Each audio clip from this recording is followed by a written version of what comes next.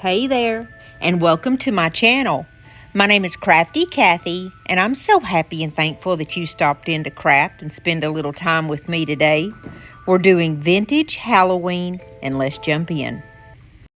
For the first DIY, I'm going to try my hand at the Elizabethan Halloween crows.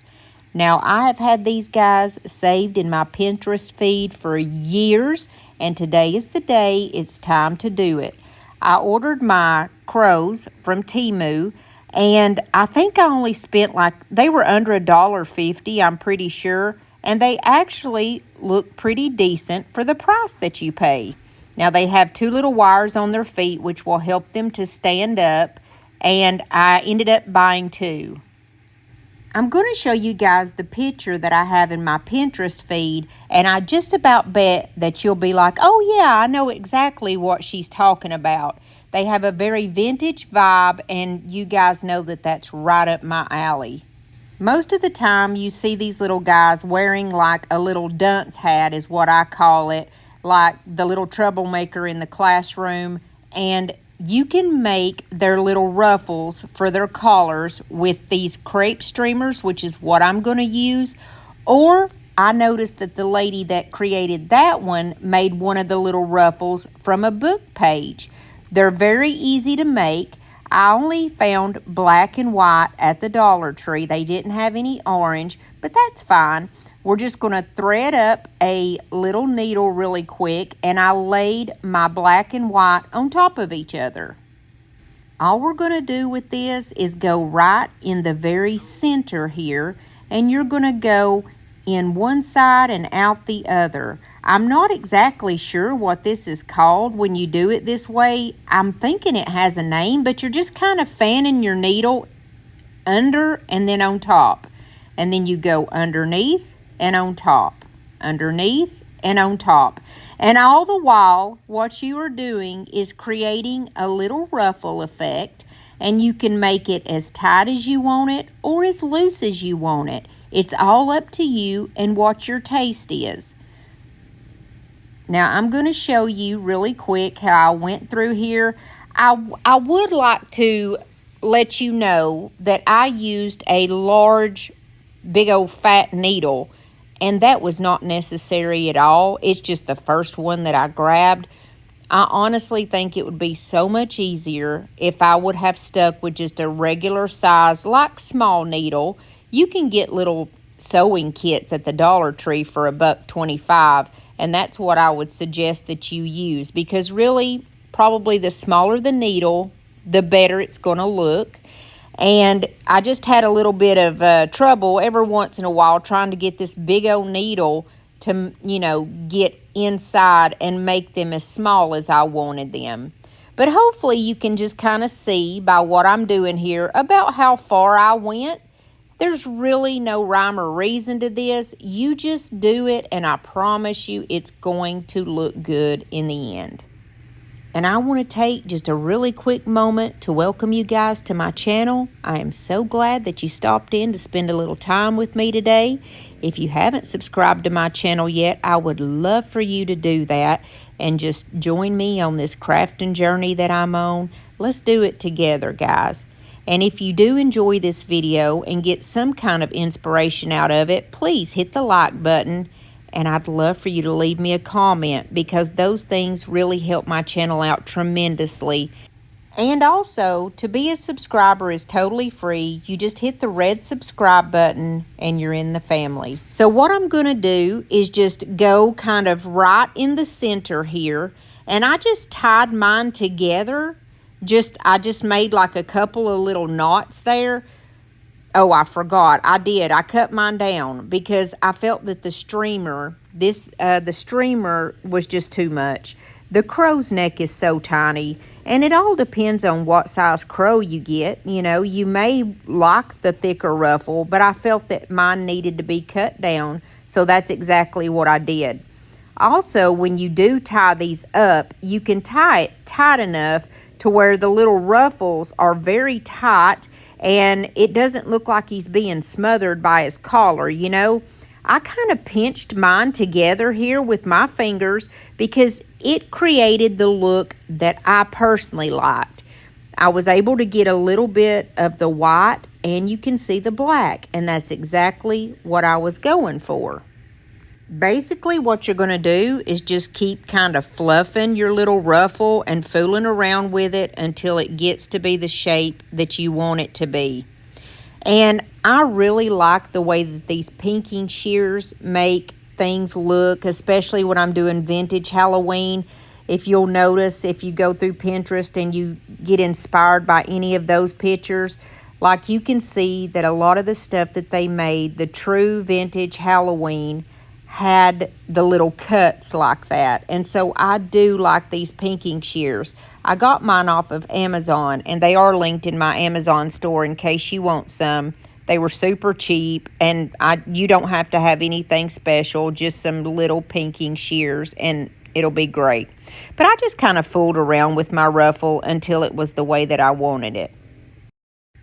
Now here I am making the second ruffle, and I don't want to bore you and waste time showing you every little step. I do want to let you know that I cut the sides off of this ruffle because remember the first one I kind of cut it down and cut it in half. So the more of these you make, the smarter you get, the wiser you get. I don't know about smarter, but you get wiser on the little tricks, how to make it look right. So I used my pinking shears on both sides, and I made my little ruffles a lot tighter than I did on the first one. And I do have to say that I like the way that the second one came out much better than I did the first one. But when you're pulling your little ruffles out and getting them on the thread, just please be careful because this stuff is crepe paper. It's so thin, and you don't want to tear up the hard work that you've just done. I went ahead and got the second one put around the other crow, and I don't know if you can notice much of a difference, but I really do like the one on the right much better. Like I said, I made it tighter, and I also made it a little bit smaller, and I just like that look better. Now comes the fun part, and we're going to embellish them. I'm going to make his little hat. I'm just using about an 8x8 size paper, and I'm terrible at making these, y'all. I don't know what my problem is, but basically you just curl one corner up, and then you're kind of curling it toward the other corner, and what you're looking for is that little cone shape. You want it to come to a point at the top, and then I just kind of glued my piece together, and then I'm going to cut it off because we only need a teeny weeny little hat. But before I cut it off, I just grabbed my little dauber and some brown ink and just kind of went over it to make it look a little more vintage, and that way, in case any of the paper that's white, the back side of this paper, in case any of it's showing, you can't notice it. So I just cut mine off, and I just kind of set it there to see how tall I wanted it and cut it down to the size I wanted. When I got it the size that I wanted, I just put a little bit of hot glue on it, and that's what I'm going to use to stick it to his head. Now we're going to make the rim of the hat. And the way that I did that was just by taking a small piece of a pipe cleaner and kind of wounding it around itself, and it made like a rounded brim, and that's what we're going to use, and we're going to slide it down over the hat and put a little bit of glue there to hold it still.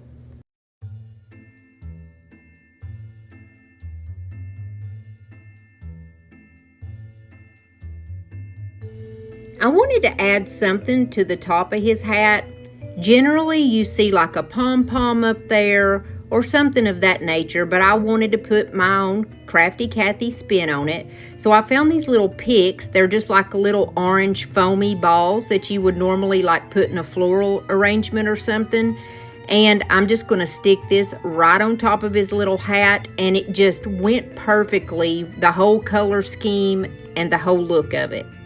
I have two candle stands that I picked up at Dollar Tree. Now, the shape of one is just a little bit smaller than the other, but it doesn't matter. I spray painted both of them with my Rust-Oleum matte 2 times in the color matte black. I'm just going to use this velvet ribbon that I get from Temu, and I'm just going to place it around 2 places on the larger one, and then I think I go over it just 1 on the smaller one.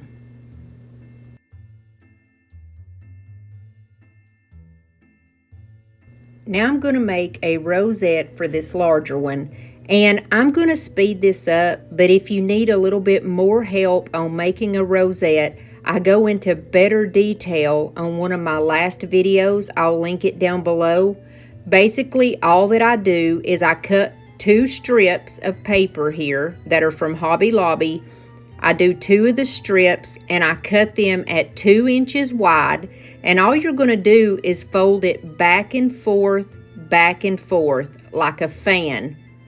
And then you are going to glue the ends of it together and kind of squeeze it together in the middle, and it's going to make a rosette.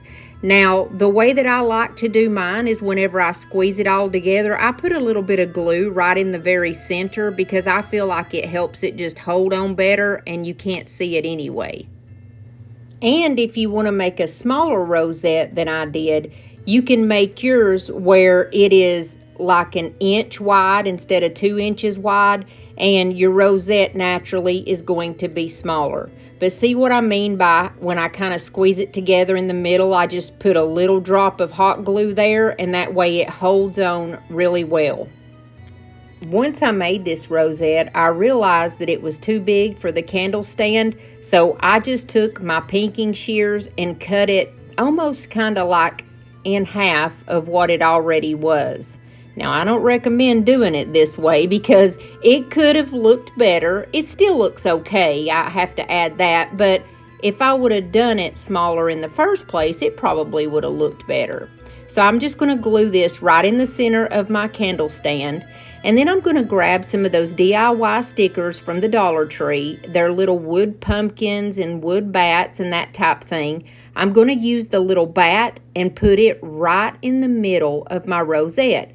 It's traditionary when you're doing the rosettes for there to either be like a little circle object in the middle, but I wanted to shake it up and just do a little something different. Now everything is coming together and will be finished in just a moment. I just put a little bit of hot glue on his feet, and I'm going to place him right on top of that pedestal. I grabbed a foam pumpkin from the Dollar Tree, this orange and black one, and I'm just going to place it on top of the other candlestick and put the other crow on top of it. And the little wire that are in their feet were just in the way, so I just cut those off because it made it so much easier to deal with. I have some vintage Halloween cards that I got from Temu. I'm going to cut this one little piece out that says Happy Halloween.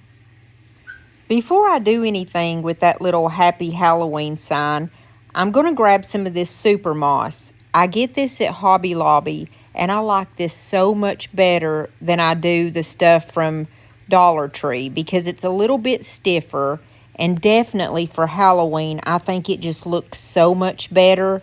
It's really nice. It's worth the extra few dollars that you pay for it, and it really lasts me a long time. So I'm going to go all around the base of the one crow with my super moss. And when I sat back and looked at it, if there were any areas that were just kind of untamed, I just clipped them off with the scissors.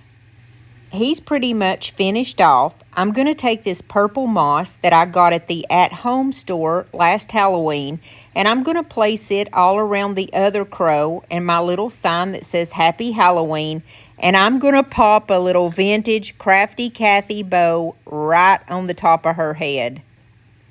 And I finished her off by adding one of these little Temu pumpkins to the very front of the candlestick. And this little couple is so adorable. I had to put my spin on it, and I hope you guys like this one.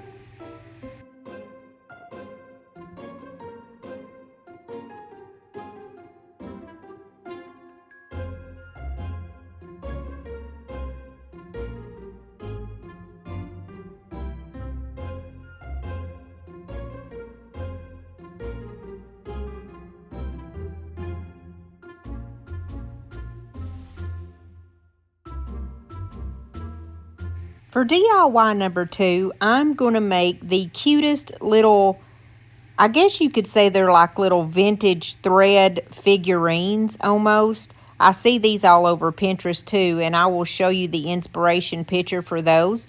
I've got these little like spools that I got. They're wooden, and I got those at Hobby Lobby. They were just a couple of dollars for 4 of them. And I'm just going to cut off a piece of this vintage looking Halloween paper. It also came from Hobby Lobby. I'm using my pinking shears because I just like the look of that. And I'm going to wrap that around one of my spools. And I added some glitter around the top and the bottom of this one. I must have done it when I was off camera or something and just didn't record it. But all I did was just put a little Mod Podge around the side and sprinkle Dollar Tree glitter on top and bottom. And for the second one, I'm going to do the exact same thing as I did with the first one, except for I'm going to use this polka dotted paper. Now this paper is just something that I had purchased off of Etsy. I pulled up like vintage Halloween paper, and then I printed it at home myself. I do like that it's black with the orange polka dots, and it has small polka dots, so I thought it was really cute. So anyways, I'm just going to place this one around the other wooden spool. And I'm just using a little bit of hot glue to hold these together. And I got these little vintage wooden Halloween pieces from, guess where? Yes, Temu. I got these a few months ago, and I've been just dying to use these. I'm going to use the little witch here, but I wanted to make her look like she was flying.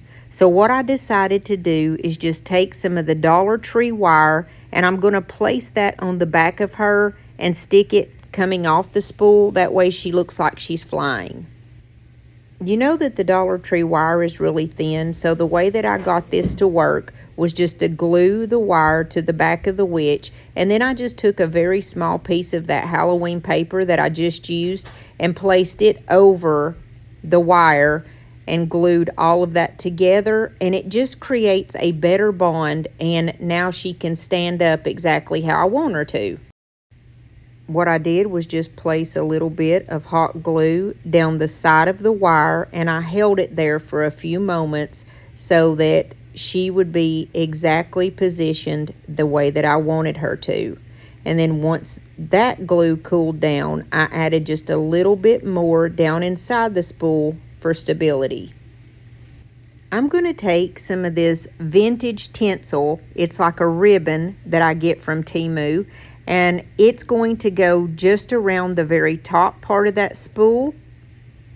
And then I got a whole bunch of little resin like pumpkins and ghosts, and I think witches' hats and that type thing from Temu. I'm going to take one of the little pumpkins and place it right kind of on the top of that ribbon. I didn't like the fact that the spool was still white, so I decided to paint it with my color called Black Velvet. It's my favorite black color from DIY paint. If you guys ever want to try out some of the DIY paint, I get it from Lori over at Milton's Daughter, and I'll leave her information in the comment section and the description box below in case you guys want to try it out. And since these little wood pieces have holes in the top of them because they're actually ornaments, I'm going to cover that up with one of those little resin bats that I got from that Temu pack. And to finish her off, Crafty Cathy style, I took a medium-sized black button and a very small orange one and placed those together on the front of the spool. Now for the next one, what I'm going to do is take this tiny little bottle brush tree. It's gold and I didn't like that, so I used up the rest of that black velvet color that I had on my brush. I didn't mind that the gold showed through a little bit, but I wanted most of the tree to be really dark and like a blackish color.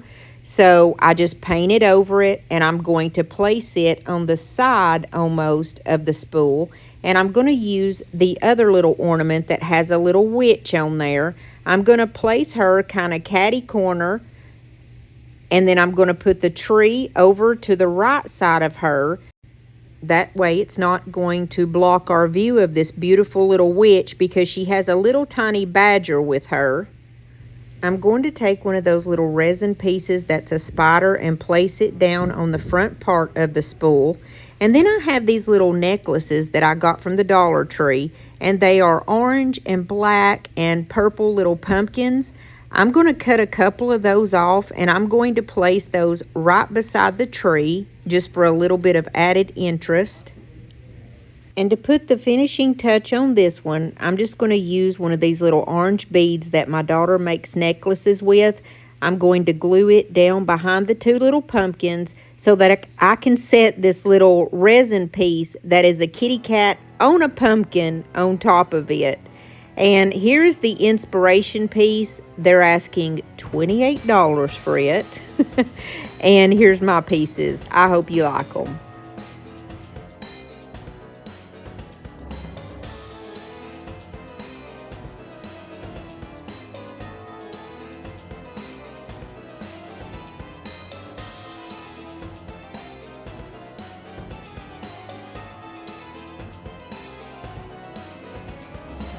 Now for the third DIY, it is a bath and body dupe. If there's one thing you must know about me, I'm crazy about Bath and Body Works. And last year they had a candle holder that was an old decrepit witch hand. Well, I'm not spending $50 for a candle holder, but I did find the dupe for it on Temu, and it was only like, I think $6. But I want to do it up and make it to where I think that it's pretty. Well, it's not pretty, it's ugly, but you know, to where I'm happy with it.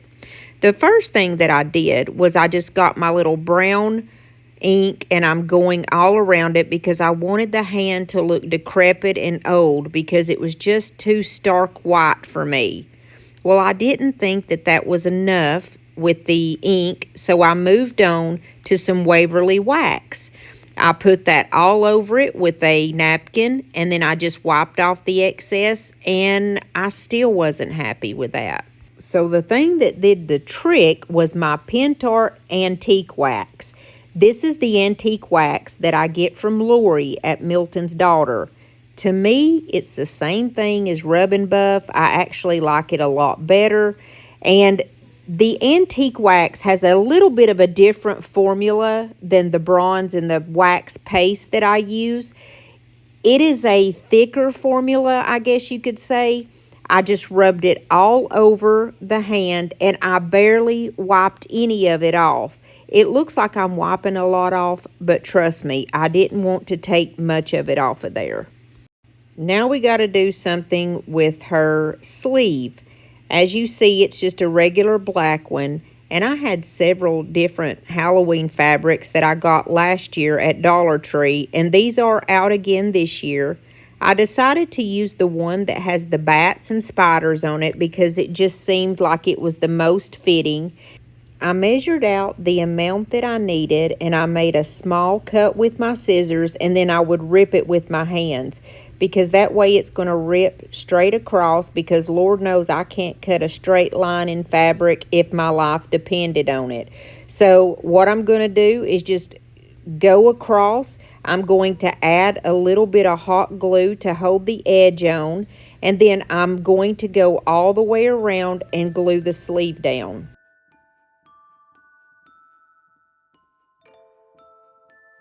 Then I took a long piece of black velvet ribbon. Now this ribbon came from the Dollar Tree last Halloween. I'm wanting to say that it is 2 inches wide, and I'm just going to glue it together so I can have a thicker piece. And I'm going to do this exactly like I did that ruffle. Remember the ruffle for the crow? I'm just going back and forth, and I'm going to run my needle and thread through it and do the exact same thing. This is going to create like a velvet ruffle for her sleeve. To start the ruffle, I just kind of glued it to the bottom of the ruffle that came on the hand. And then I just kind of wrapped it around and tied it together. And then that way I would know exactly how much fabric I had, so I could just kind of play with it and fluff it out and just kind of make it exactly how I wanted it. Then I grabbed that brown color antique paste that we had used earlier, the pentart product, and I'm just gonna go all the way around that gold bottom because I do not like that bright yellow gold at all. So I thought, that's not gonna do it. So then I grabbed my black rub and buff, it's called Ebony, and I went all the way around the bottom again, and I still wasn't satisfied. So I just kind of started from scratch. I grabbed my antique gold rub and buff, which is my favorite gold color for Halloween because it's just kind of a timeless muted gold. I put it on a brush so that I could get all up in those little divots there. And then I went back over the spots that are sticking out with that color called Ebony. I just kind of actually mixed that antique gold and the ebony together to create a very muted gold color. We are almost finished with this lady, and I had to add some beautiful press-on nails for her. I found these at Temu, and I think they were just $1.17. They are black and orange. They have like little jack-o'-lanterns on them and cats and bats and all that cool stuff. And then I think 2 of them are just a plain black color, which gave her a gorgeous manicure. I just went around and added 1 press-on nail to each of her little fingers. And I have to pat myself on the back for this one because, my goodness, I cannot believe the way that this changed this thing and how, like, pretty it made it. Now to finish her off, I'm going to put her on this mirror. This is one of the mirrors that comes from the Dollar Tree, and I put down some of my Top Bond Quick and Thick so that it would have a really good strong hold. The reason why I did that is because this little hand is going to go to my 2 little grandsons, and I could just see it happening where it's going to be tipped over because it is a little top heavy. I was afraid she was going to be tipped over and broken. So I placed this at the bottom so it cannot be tipped over, and it gives it a little bit of extra weight. And then I'm just going to add some of that purple moss that I got from the at-home store all the way around the base down at the bottom. I decided to put a couple of those little resin pieces down in that purple moss. I put a skull, a witch's hat, and then one of the spiders right down at the bottom. The witch had a golden ring on her finger, and it had a little place in the center that I put some glue on and added one of the bats there, so she has like a little bat ring. And then I couldn't stand it without adding one of these little white ghosts down in the bottom with that purple moss. And I hope you like this one. I like it much better than the Bath & Body version. If you stuck with me through all of today's video, I just want to thank you from the bottom of my heart for coming and sitting a spell with me and supporting my channel.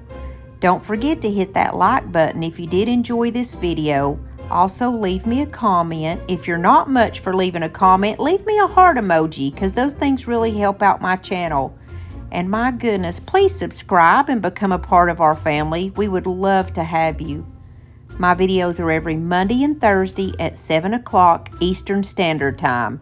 And one of my subscribers had been saying that my videos seem to not be bright or as though my lights weren't working or something. Let me know if y'all notice anything different or if it seems fine to you. Now, since it's Halloween videos, I have been turning off the lights, and that may make a difference. I'll see you guys next time, Lord willing, and the creek don't rise. Did you know that if you click on my face, if you're on a phone or a tablet, that you can subscribe to my channel? You sure can, and I would love for you to do that. You can also click on either of these videos, and as soon as this one is finished in a second, it'll take you right there automatically. I love you guys. God bless you and your families.